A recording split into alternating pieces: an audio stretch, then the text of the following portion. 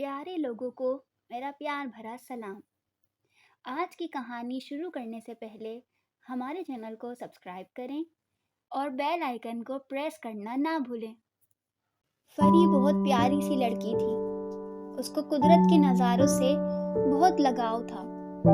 वो रोज पास ही करीब एक छोटे से जंगल में जाया करती थी, जहाँ फलदार दरख्त, फूल और मुख्तलिफ किस्म के परिंदों की चहचहाहट से लुत्फानंदोज होती थी। एक दिन वो जंगल में फूल जमा कर रही थी कि उसको एक कबूतर जख्मी हालत में पड़ा हुआ नजर आया। उसको कबूतर की ये हालत देखकर बहुत तकलीफ हुई और वो उस कबूतर को अपने साथ घर ले आई।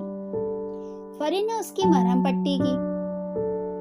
फरी कबूतर का बहुत ख्याल रखती थी। एक दिन सुबह सवेरे जब फरी कबूतर को दाना पानी दे रही थी तो उसको कबूतर के पास से बहुत तेज रोशनी निकलती हुई नजर आई। वो रोशनी इतनी तेज थी कि फरी उसको बर्दाश्त नहीं कर पा रही थी।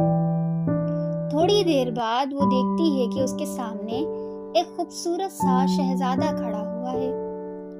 वो शहजादा इतना हसीन और जमील था कि फरी को लग रहा था जैसे वो ख्वाब देख रही हो। वो शहजादा मुस्कुराते हुए बोला, प्यारी फरी, जब मैं छोटा था तो एक जादूगरनी ने मुझे अपनी गिरफ्त में ले लिया था और मुझे अपने जादू से कबूतर के रूप में कैद करके रख दिया।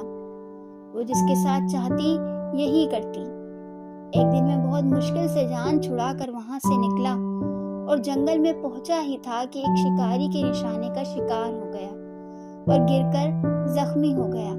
फिर तुमने मेरी हालत देखी तो मुझ पर रहम खाया और मेरा ख्याल रखा, और देखते ही देखते इस जादूगरनी के जादू का जोर टूट गया और मैं इतने लंबे अरसे के बाद आज अपनी असल हालत में आ गया। फरी इसकी बात बहुत गौर से सुन रही थी। फरी, तुम मुझे बहुत अच्छी लगती हो, क्या तुम मुझसे शादी करोगी? फरी को यकीन नहीं आ रहा था कि ये सब सच है। उसको तो बस लग रहा था जैसे वो ख्वाब देख रही है। और यूं ही कुछ दिनों में उन दोनों की धूमधाम से शादी हो गई और वो हंसी खुशी रहने लगे। तो प्यारे बच्चों, जब हम किसी की मदद करते हैं, चाहे वो हैवान ही क्यों ना हो, तो अल्लाह ताला हमें हमारी नेकी का अच्छा सिला देते हैं। तो दोस्तों, आज की हमारी कहानी आपको कैसी लगी?